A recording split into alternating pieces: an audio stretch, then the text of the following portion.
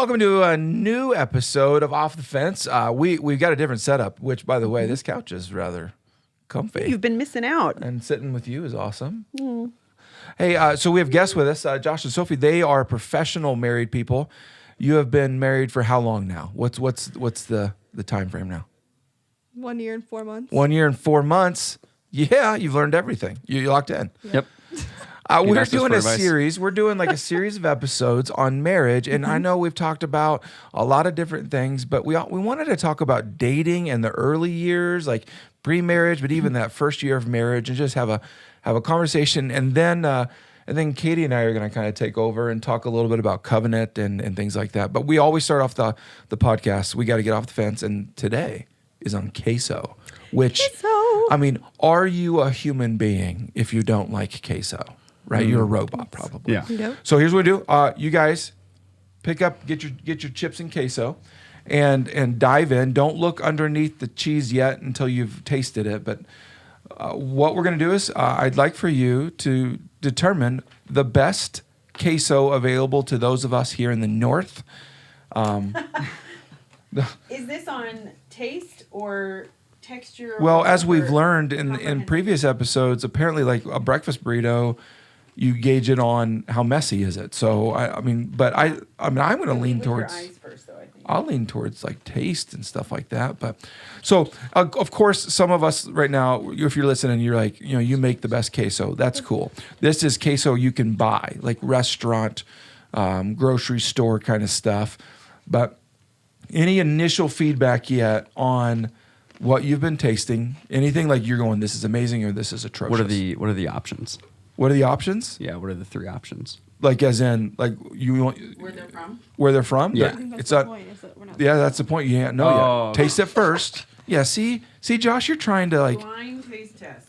I just want to win and be right. You want to win. There is no winning. There is losing. There is losing. I don't know. You don't know? I think this first one's kind of spicy. Okay. I mean, it's good, but Any conclusions yet? I'm just gonna keep eating queso. I think personally, because I mean, we all have our biases. That queso, if you're gonna say, hey, this is the best queso for me, it needs to be spicy. If it's not spicy, you're not gonna win with me. But you're not spicy. You're not a. I think it needs to be like a subtle spice. Okay. That just keeps yeah, building. I like spicy food, but I don't know if I would prefer spicy queso. Okay. Wow. Okay. Okay. Have you landed? Yeah, this Okay, is my then- favorite one. I think it's Safeway's. Okay. Then you guys take over and talk about it. And I'm gonna What'd taste you this. pick? It's not Safeway's. It's Pancheros. Were you supposed to look at it yet? Yeah. Well, when you finish them all. Yeah. I just look when I finish them all. Oh. But I also read the end of the book before I open up a book. So So I actually have a major disadvantage. I can't taste anything because I got COVID a few weeks ago. So A few months ago. A few days ago. a few weeks ago, yeah. So they all kind of taste like thick water. that's a bummer. I That is did a I did really taste the big bummer. spice, so I can like taste the adjective of what it is. I just can't taste the noun. Look at you with your English. That's nice. Thank you. Could you tutor our kids? I'm just kidding. I don't know. I only have No, you do associates. not want him to tutor your kids in that. So I picked Safeway. I've never had Safeway queso before, but I actually love like the texture of it, and I like the taste. Qdoba, out of the normal context of Qdoba, I love Qdoba. It tasted different out of context. I like the stuff in Qdoba. Yeah. So They have like tomatoes or It's chilies got like or a something. good girth, a good queso girth. That I don't know if that sounds appropriate. So Josh has been disqualified from the contest due to his lack of ability to. I'll see myself. It's, Yeah. it's fine. Sorry. So we did. So what? Your Pancheros favorite? was my favorite. I really like the texture. Okay. Yeah. I'm surprised though. I thought it was going to be Safeway's. yeah, Safeway was mine. I'm blown away. And mine would be Qdoba. So there you go. Interesting. Wow. Apparently queso is really specific. I When you had- think like it's yeah. one of those things. It's not like a chicken sandwich or Right. wow. We've learned something. I got to tell you though, so much of my queso experience has to do with the quality of the chip. I like a thin, like moderately salty chip, and I think that is like I like queso salsa with queso chip or with Qdoba queso. With Qdoba chips. With Qdoba Yeah, chips. because they have the Yeah. lime stuff on it. Speak for me, someone. So good. Yeah, like I like Yeah. them. I like them married. They're together as a couple. So we all got off the fence, but we all Different went stops. different routes. Yeah, on, interesting. Well, I guess it depends on what your taste buds I feel tell you, good but because everybody won technically. Yeah, that's neat. And I They're- don't like it when there has they're to be off a the loser. fence on queso. There you go. Yay. Well, okay, so let's get after this. Josh and Sophie, thanks for being willing to be open about dating and early years of marriage. So let's just get. I just want to chat for about 10 or 15 minutes with you about you've got some real life examples, real life experience. I'm sure things went well, and I'm sure some things have not gone well. I just think we all would enjoy hearing. Okay, in your what went well dating, what was great, and what wasn't so great about dating, because I think a lot of people listening right now, it's like not yet married, and they're in the midst of the dating process, and some people love it, some people hate it. So I think what went great and what didn't go great, and we'll find some advice out of that. I'll let you go first. Are you sure? No, I don't step on toes. Well, we dated for 4 months before he proposed.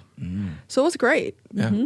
Obviously, because we got engaged very fast. But I would say it was great. We were at the perfect time, season of life to meet. Yes. I had just graduated. He had recently graduated. Okay.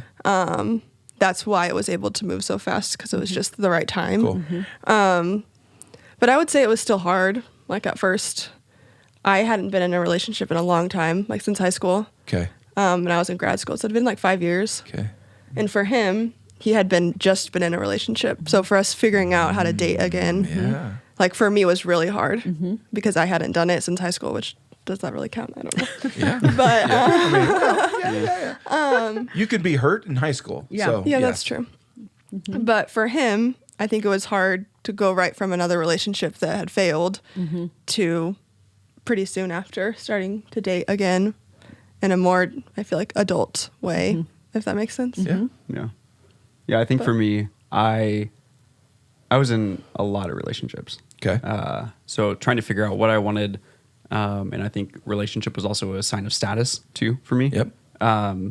And before I met Sophie, the previous relationship I was in, thought it was done deal. Okay, this is the one. We're gonna keep trucking forward with life. And it ended abruptly with the classic, I need to focus more on God. And so I was like, peace out. No, no, not at all.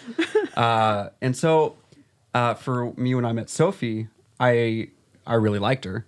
And I'm like, I just got out of this relationship. I do not want to jump into something and not be ready for something.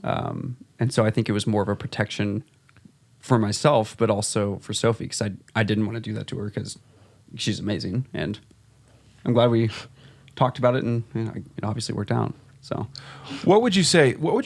So the way you guys dated, because obviously I was not hovering over your shoulders, which would have been creepy and weird. But what would you say? You know what? I hope I can pass this what we did while we were dating on. You would hope that other couples would be like, hey, I think you should do this, or here's a great idea, or whether it would be approach, maybe it's something very specific, or maybe it's some value system. But I'm just curious, what did you say? We did that well. I think we spent a lot of time together, not too much time. We had boundaries, and that I was still living with my family. Yeah. He was living on his own. I was able to spend time with my family, but I think the reason it progressed quickly was because we spent we did normal things together. We'd Cool. eat dinner together, or we would, if he needed to go grocery shopping, I'd go with him, doing everyday things, Okay. so that I could envision myself doing that if we got married. Yeah. That's why I felt more comfortable. yeah. Moving to that next step was because we were doing all those things. We weren't living together, and we weren't none of those things, but we spent so much time together. Yeah, there's just a lot of practical things that we did. Yeah. So I think life is full of the practical things. Yep. And not always going to the movies and watching a movie. Yeah. Yeah. We haven't even been to a movie theater together because when we were dating, it was 2019, Yeah, that's true. and then COVID hit in 2020, and that's when we got engaged. So Yeah. there's a lot of things as a couple that normal couples have done on dates, and we've never done them. That's because, wild. Like COVID shut it down. Yeah. When Yeah. we were living at the time. You're a COVID couple. Yeah. I love that We rhythm are. though of having spending a lot of time together, but with boundaries. Yeah. Yeah. I think that's something that really easily gets kind of thrown to the boundary part gets thrown to the side.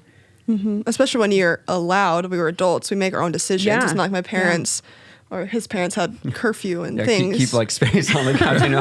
Dad We're sits like- in That sort of between you. thing. Yeah, it was still our decision. Like we chose that because it's important, you know. Yeah. But So you're subtly saying things. So I'm just going to say it. okay. So you just said we didn't live together. Why? Didn't want to. Well, that I mean, like, would Nice. love to. Like, that'd be awesome. It'd be great. Right. But like, I'm just- we knew like- that wasn't God's plan. like, and even just like statistically, like, it's terrible. Okay. Yeah. Yeah. It's terrible. And more importantly, like, that's not what God wants us to do. Because that's what I was like. I know you didn't directly say it, but like you were like, so there appears to have been like your approach to dating. There were some, whether they were spoken or unspoken, some your approach. Some might even call unique. I would definitely call it healthy, but Sure. like, but you said you didn't live together.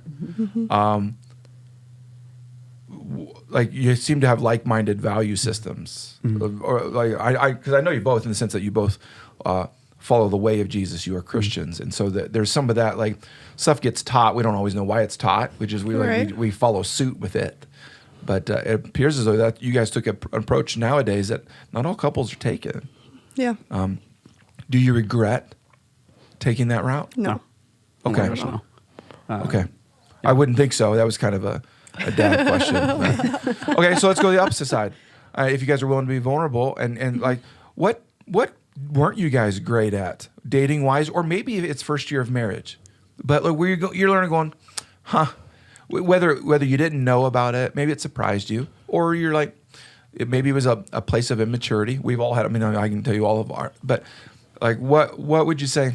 We should have done that better. Could have done that better. Wish we had known that. Wish we had approached something. Whatever. I think respecting time. Like I think we did a good job at it, but I know like very early on in our dating relationship, like we hung out all the time. Okay. And we were with each other till like 3 a.m. in the morning. We both had to be at work at 7 Oh, the wow. next day. Okay. Like we were running on fumes. So I think like because of that, we never got into fights, I don't think. But there was also times of tension. And it's just because we were constantly with each other all the time, not getting the proper rest that we needed. So I think that's something I would go back and change. Yeah. I think too, communication is Yeah. our biggest downfall in general still. Yeah. Like that's a daily thing. Well, and I think I guess no one is brilliant at like when I say perfect at it, and we can tell you as 19 years, eventually 20, like that it's a process that you learn and you just continue to learn, and then And relearn. you might even know the best way to do it. But you don't. Yeah. You just don't do it. Yeah. Okay. Like communication is so fluid. It's constantly evolving because we're changing constantly. So it's good that you know it because then you're actively pursuing what's best for this season. I like to talk, so communication is constantly evolving. So for folks who are maybe they're about to get married or they're in their first year, what advice would you give them that you guys have learned? You're like, hey, this has worked well for us, or hey, maybe it's a reality you've learned about marriage. Going, okay, we thought this, but it's better seen this way. Advise all of the newlyweds or soon to be newlyweds, right? Now that COVID is opening up and weddings are going to happen probably at epic rates. For those listening, give them some advice or thoughts or. I would say this is the most important thing I learned in premarital counseling, and I think all the time we go back to it is like when it comes to communication, like telling the other person what you're expecting. Like, I'm trying to think of an example. Like, for example, before I go to bed, I like the house to be clean. Okay. Like, I just need it to be clean. Yes, she does.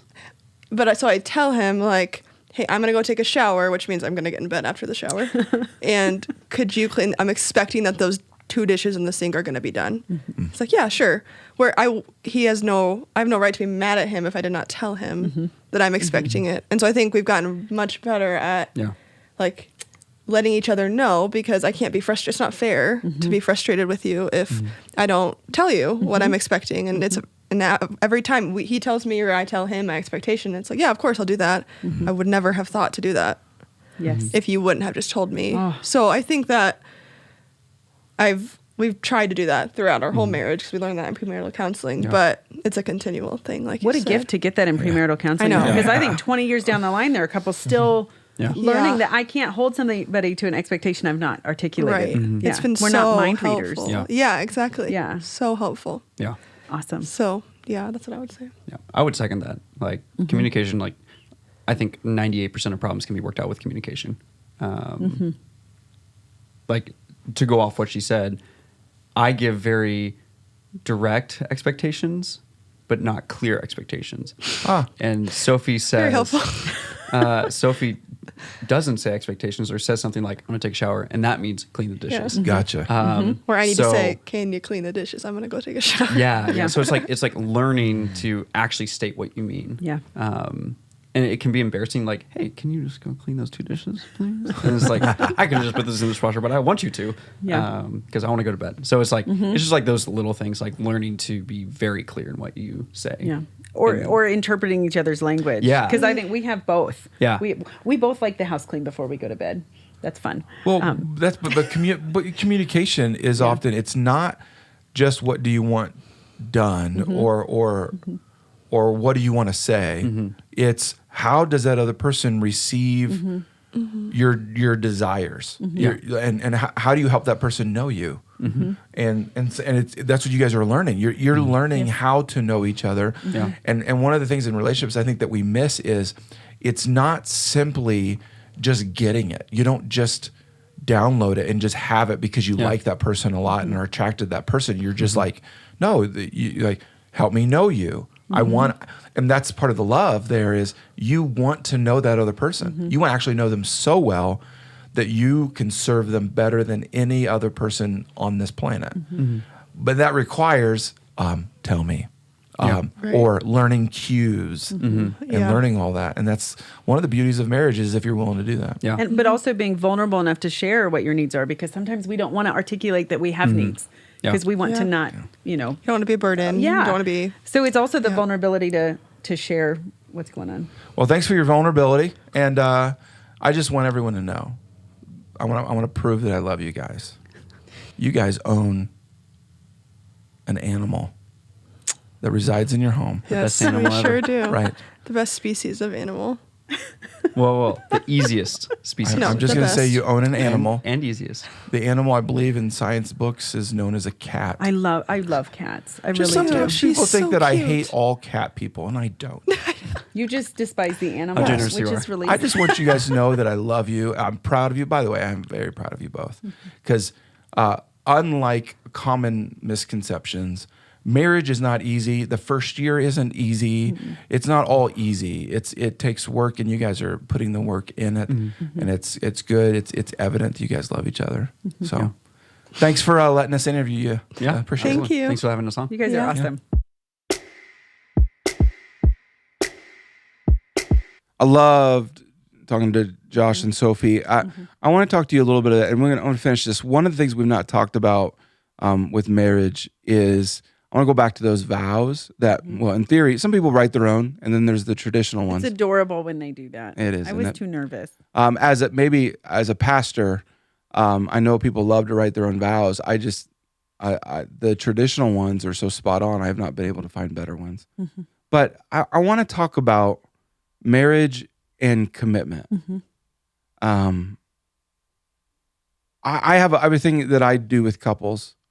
I've told you this, you know this, but I think this might be beneficial for some. That my view of marriage, and so when I share this with, especially at a ceremony, is I think that couples should have this agenda to slay some giants. And so I always give a couple a rock and say, here's a rock, right? And because I think, you can do this with money, you can do this with all that kind of stuff. I just think one of the greatest things that you and I have experienced is when you and I are going after something together. Goliaths. Yeah. Well, I would say even it's weird, even in parenting, when you and I have tried to help one of our kids and together we're like, we're going to do this together, builds our marriage, it strengthens our marriage. Absolutely. When you and I have done financial goals, let's do this together. And it's been pretty cool. So I tell couples, list your Goliaths, go after some things. They don't have to be like mean things, like negative things you're conquering. They just big things. But also knowing you're going to screw up and fight the devil on some things and give in. And there's going to be temptations that you take the bait on. And so not only do you need a rock because you're going to go after Goliath, but you need the cross because you're going to have to give each other grace and actually say, I'm sorry, or I forgive you.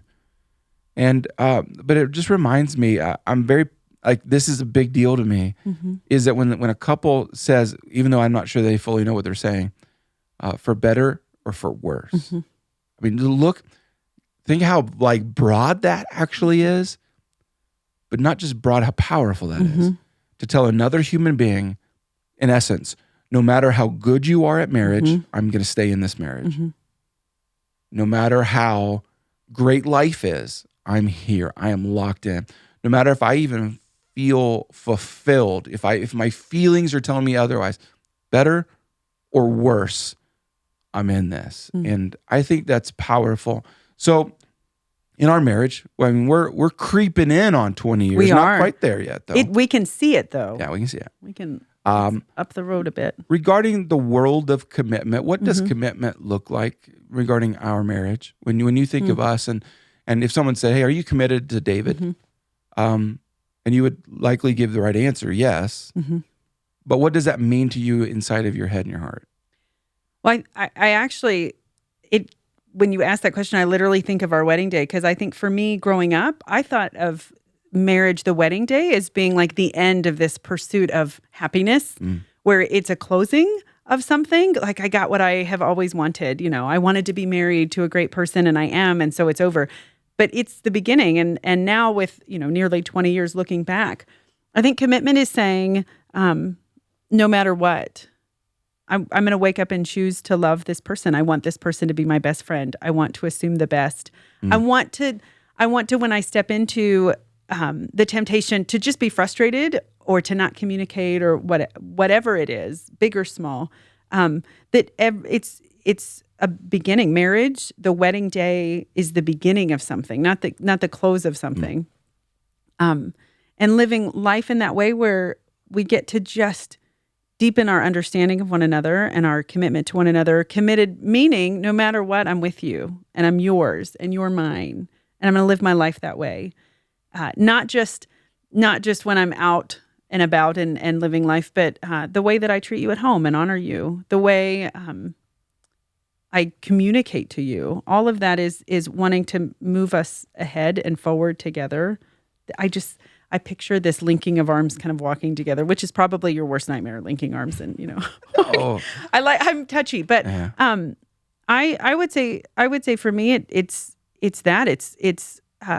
not just saying you're my best friend, but living in that way. Because so much of our marriage, I think probably any relationship and any marriage, but what I've learned is that the more intentional I am with knowing myself and making myself healthy and well, the more I'm going to want that for you, and the better we're going to be together. But to me, commitment is just remembering what my yes was, and that I love you, and that outside of the Lord, you're my top priority. And so every decision that I make is a reflection of that, or is moving towards that. I hope that answered it. I kind of went around the bend. No, it did.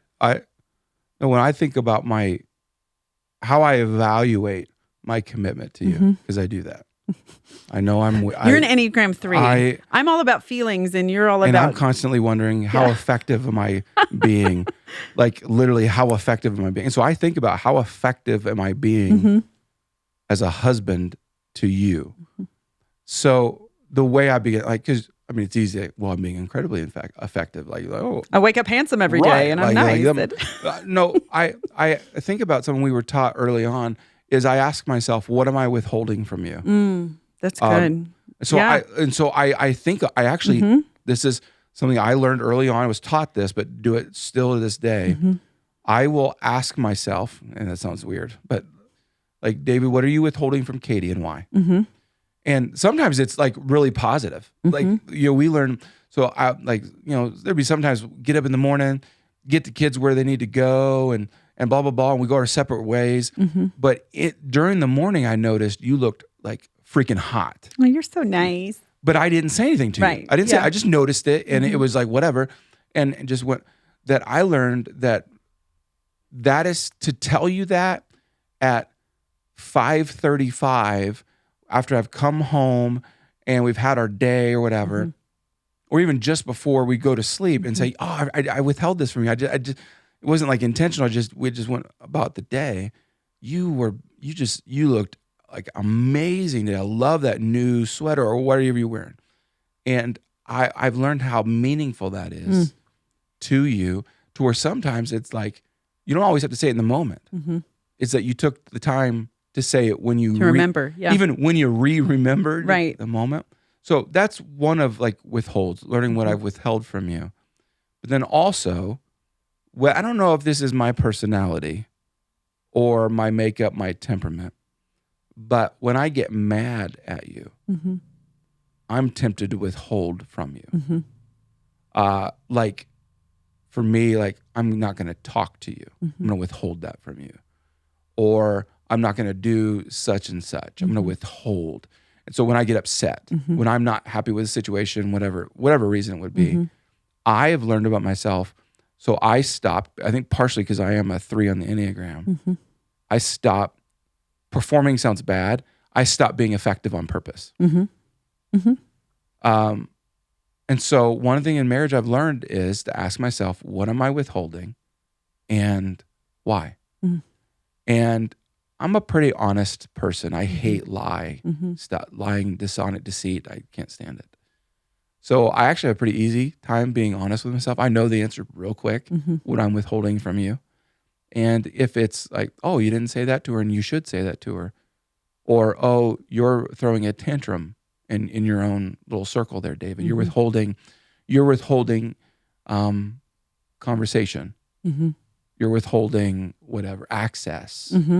And I've learned if I'll hear that answer in my head, I'm mature enough now to go, that's immature.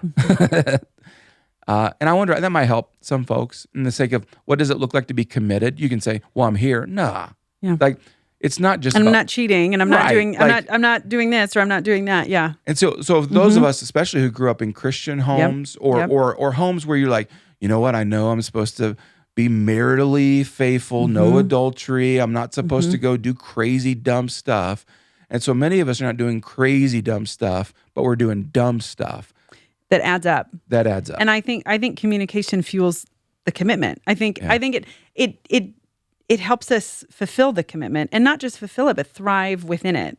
And that's talking. And I think for me, I never wanted you to know that either I was upset or that I was struggling with something. And I in our early years especially, I didn't want you to, I wanted you to think I was strong and I had it all together, and and I think one of the things that you taught me very early on too was to assume the best about if I had an expectation that I didn't articulate. Josh and Sophie were just talking about expectation. Yeah. And I think one of the things that we really do that hurts ourselves unintentionally, that can cause hurt and confusion and frustration, which leads then to bigger things, is not articulating where we're at and what we need. I just didn't. I wanted you to think I had it all together. And when you shared that we need to assume the best about each other, I took that also for myself to say, I do need help, and he's my helper. God brought this man to be my husband to help me walk stuff out. And so to be able to have a safe place to share when we're frustrated, or when we're really happy, or when I thought you looked really good in that sweatshirt or what, in that hoodie. I think creating safe spaces, and we want to do that in all of our relationships, but the priority has to be creating it if we're married, in our marriage. Outside of, we're not talking about situations where there's domestic violence, or there those outliers that we're not talking about those, but in in a marriage relationship without that. Creating a safe space that we can just be vulnerable with and be safe when we share what we're needing or what we're seeing or what we're feeling. You do a good job at that. Thanks. I love how you do that. One of the most beautiful things that I want to pass off to our kids, and I think about this, I want to give our kids something that you it's like you can't unwrap it. I doubt there's any financial value to this at all. But, I can't promise them an easy life. I also can't promise them that you and I won't err. But to be able to give them and their kids, and maybe their kids' kids, the gift of mom and dad are still with each other, committed to each other, still trying to make their marriage even healthier and healthier and healthier. That's one of the gifts I dream about that I want to give them. Yeah. And I feel like I don't think kids should be your primary motivation to staying together, being together, all that. But I do think about, I want to leave that for them. Yeah. Even in all my weirdness. Well, but I think that you're so good at, I love talking. I'll talk about anything forever. What I love about you is that you love intentional conversations of depth. Like I'll talk about the weather, I'll talk about what kind of grass is in the yard, I'll talk about everything. But you pull it and tie it down to something, like there's nothing that can't be talked about in our house. Right. And not a lot of houses are like that, where you can just talk about anything. Some things are just taboo, or you don't want to speak of them. And I think in addition to the gift that you want to give our children, again, I think so much of the vehicle of that is creating safe spaces to be able to talk and be authentic and vulnerable. And I love that because you've helped me do that. I wasn't like that when we got married. Everything was always okay. Nothing was ever wrong. And I wouldn't say that was because I felt unsafe. I just didn't know how to be vulnerable without feeling weak. And I am just so grateful that you've done that. And so much of that has helped our kids become that. And we get to give that to the world. So it makes us all stronger and better and get to go farther because of that. I love it. So I just want to be succinct with this, that I think one of the marriage conversations people need to have is, are you committed to your vows? And I think some couples haven't been, but it doesn't mean you can't be now.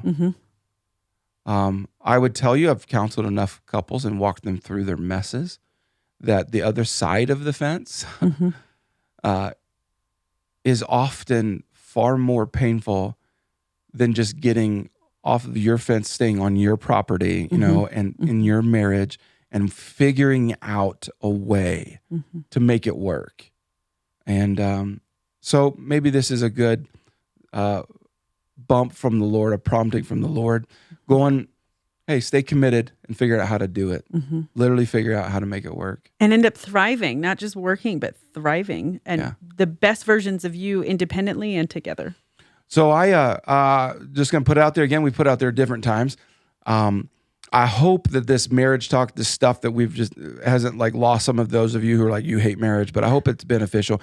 Even if you like transpose it onto something else where you're going, you know what, maybe I've not been committed to my workplace like I ought to, like I said I would be, or even as a parent, maybe you haven't been committed like you ought to be, or a family member, friend, whatever it be. But if you are married or hope to one day, I hope this is beneficial and makes your life thrive, but more importantly, in the sense that I hope it keeps you off the fence with some of the most important relationships you've ever had. So if you have questions or even topic ideas. Ooh, we're opening that door. Yep, I want you to text me, 605-250-1224, 605-250-1224, wherever you're at, whatever you're doing, whatever you believe, whatever you don't believe. We would love to hear the questions that you have about, or the situations that you have. I'll keep it private. I'm not going to come on and be like, so blah, blah, blah, I'll just text it and say, no, I'll take your idea and we'll implement it in some conversations. We'll bring on a guest that's hopefully a specialist in it, and we'll go after the topic together and hopefully help you get off the fence on something that's important to you. So thanks for tuning in. Hope you defeat the Goliath with someone that you love. And I hope you forgive the wrongdoings that play out in the way. So we love you very much. Bye, friends.